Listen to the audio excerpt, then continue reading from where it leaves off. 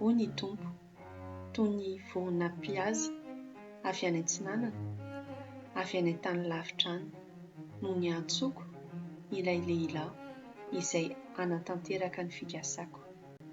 Fikasana noteneniko izany sady notanterahiko.